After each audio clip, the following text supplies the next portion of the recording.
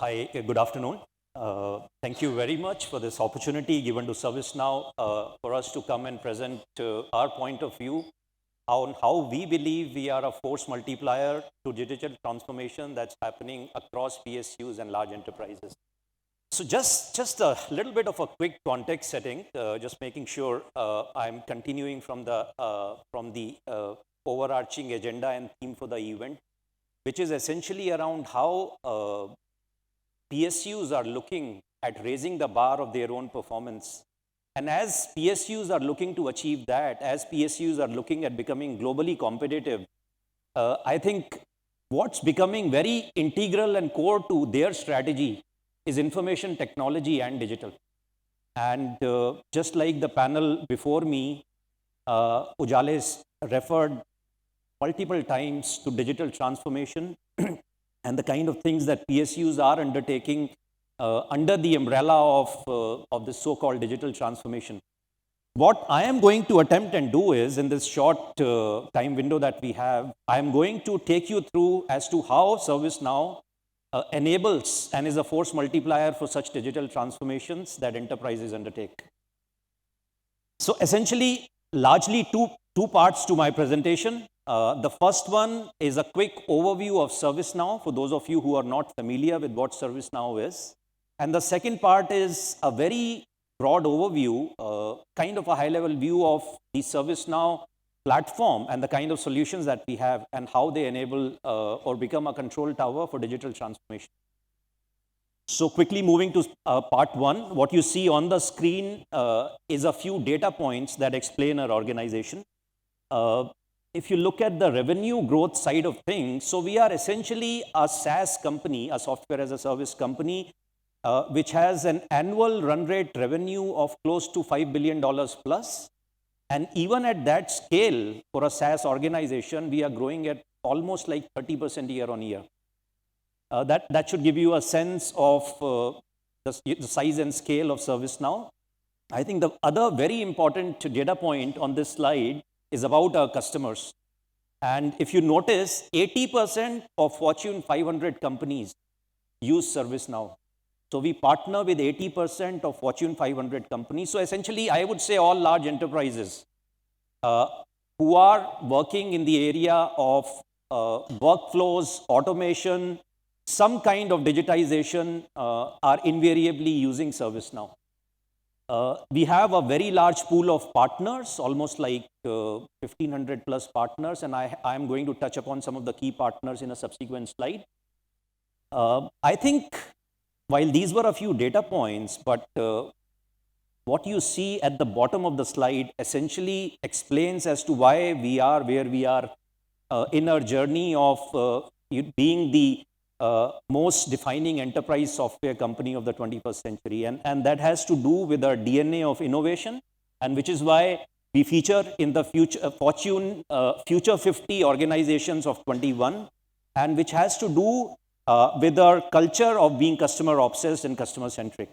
So essentially, the theme that we have here at ServiceNow is that we look at our customers' requirements and we keep innovating in a very agile way. I'll quickly move to ServiceNow in India. So India is a very focused market for ServiceNow, and in line with that, ServiceNow has been investing substantially in the India market. I think one of our biggest recent investments is the India region launch that we did a few months back. And this is essentially a pair of data centers between Mumbai and Bangalore, as you can see on this chart. And this region is aligned to the global standards that ServiceNow has worldwide of the kind of high availability data centers and regions that we provide to our customers to make sure that we deliver on a promise of uptimes. Obviously, the India region comes with all the necessary certifications around security, like SOC 1, SOC 2, PCI DSS, the CSP is MITI empaneled. So all the necessary certifications that make sure that for customers who are particularly keen on ensuring data residency, all those things are taken care of, and such customers can start using the India region that we launched recently. So this is like a high-level snapshot of our India operations. We are about 3,000 employees in the country. We operate out of 4 cities, New Delhi, Bombay, Bangalore, and Hyderabad. I think something which we in ServiceNow India are very proud of is that a large chunk of our product development and product engineering actually happens out of India. So outside of US, India is the biggest product development center for the company. And what this also translates into is that we are making in India and we are making for the world. And which brings me to this very important slide in terms of who are the customers who are essentially investing in ServiceNow technologies. And across industries, some of the leaders in each one of these industries, if you look at some of the leading banks like HDFC, IDFC, NSE, National Stock Exchange, look at some of the large telcos like Airtel, Tata Communications, very large conglomerates like Adani who use ServiceNow, who have deployed ServiceNow across a large number of their group companies. Similarly, technology companies like Wipro, Infosys, Cognizant, and manufacturing companies as well as shared services organizations. So across industries, we have had we have been fortunate enough to partner with some of the largest enterprises in the country, and we have delivered on the ROIs that these enterprises looked at from a ServiceNow platform. Which brings me to part 2 of my session, where I'm going to give you a very broad overview of what the ServiceNow platform looks like. It is a very broad and deep platform, and so obviously given the time constraint, I'm not looking at doing a real deep dive into it, but should any of these specific areas be of interest, I'm happy to take those questions, whether as part of the session or maybe at the end of the session, we could have a one-on-one discussion. So if I were to really summarize, before I jump into the solution components, if I were to really summarize what is it that ServiceNow does in the realm of digital transformation, we actually provide you a single unified platform to help you with whatever digitization requirements an enterprise may have. And broadly, what we do is we optimize processes. Number 2, we connect silos. And number 3, we create new value for enterprises who are looking at using digital as a new lever or a new vehicle to create value. To explain this further to you, I'll use this particular slide. I'm sorry, the slide is a bit busy, but the way to read the slide is, if you look at the bottom of this slide, what you will see a lot of systems of records. There are supply chain systems there. I'm not sure if you can read it, but I'll just quickly read it out for you. There are supply chain solutions like Infor, SAP. There are ERP solutions like SAP, Oracle, HCM solutions like Workday, etc., etc. What this slide is really trying to demonstrate is that for any large enterprise or any large PSU, there is already a large number of systems of records that you've already deployed. There is also several hyperscalers that you may be using, like AWS, Azure, GCP, so on. And then there could be a few monitoring tools that you would have used. Where ServiceNow comes in, what you see at the middle layer is the ServiceNow platform, where ServiceNow comes in and helps you bring all of this data as a single repository of some of your critical data that you're looking to integrate across these siloed functions. And that is how we help you break those silos and we help you connect the silos. On the first point that I had mentioned, how do we optimize processes? We optimize processes by using our workflow engine and our automation technologies, our RPA technologies, to help you simplify and automate your processes. While workflows historically used to be a capability that ServiceNow had and used to be a leader for a long, long time, in the last few years, what we have done is, in keeping with the technology trends, we've actually built and embedded a lot of AI/ML RPA into our platform. And that's the last part, which is the intelligence on the platform that you see. So that's the platform. And on top of that platform, what we have done is we have built purpose-built SaaS applications. And these applications cut across the functional domains. So whether enterprises are looking at customer experience as an area, and therefore, how do they deliver customer service? Or they are looking at employee experience. If the area of challenge or the area where digital transformation is happening is in the field of, let's say, operations excellence, we have solutions in those areas. And then if organizations are looking at using low code, because using a full-fledged SaaS solution or for that matter, an on-prem solution is not making sense, we have a low-code platform available. To give you a flavor of what are these purpose-built applications that ServiceNow has at present, again, I'm not very sure if you can read some of this, so I'll quickly read it for you.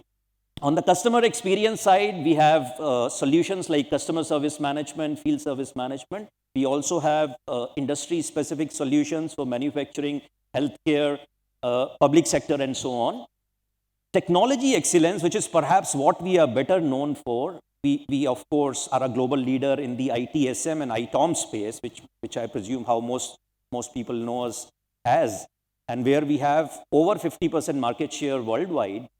Then beyond just the ITSM, ITOM capabilities, what we have in terms of solutions on the technology excellence side is capabilities like IT asset management, capabilities like observability, and so on and so forth.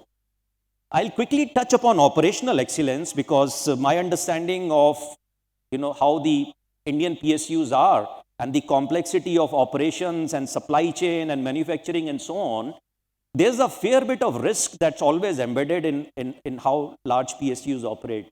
So we have risk solutions which cut across the entire integrated risk management, enterprise risk management space. We have specific solutions around vendor risk management, and we recently launched an ESG solution as well, which is the environment, social, and governance layer, which most enterprises today have started looking at. So that's a very broad brush on the capabilities that we have and what kind, and it will give you a sense of the breadth and depth of the platform. And it is essentially this breadth and depth which really helps us become a force multiplier when we partner with large enterprises in their digital transformation journeys. And here are a few recognitions. So independent analyst firms like Gartner, Forrester, I'm not sure if you can read Forrester there, but that's Forrester in the bottom. They have rated us as the leader in a lot of solution areas, right from technology excellence in ITSM, ITOM, to risk management, to other such areas like customer engagement center, and so on and so forth. So that should give you a sense of where we are on our capabilities from the lens of the independent analyst firm. And that's my last slide. While we are a set of team members that's available for you here in the country, for you to, for us to come engage with you, try and see how we can help address any of the digital transformation problems that you may be working on. But beyond just the ServiceNow team, I think what we have is a very large pool of partners. And these partners cut across some of the large GSIs, as well as the big four, like KPMG, Deloitte, and so on, including Accenture, IBM, Infosys, as well as we have a large pool of niche partners who have come out of India, but they are doing large projects, large deployments worldwide. And Inmorphis has been our partner on this event here, and I'm assuming some of you would have already interacted with the Inmorphis team. So that's a snapshot of the partners that we engage with, and if any of these partners already work with you, I can assure you they have a huge pool of ServiceNow resources available. They can actually quickly work with us and perhaps translate your digital transformation aspects into a quick POC. And with that, I come to the last slide. Thank you very much. If there is time, I'm happy to take any questions, or maybe I can take questions offline as well.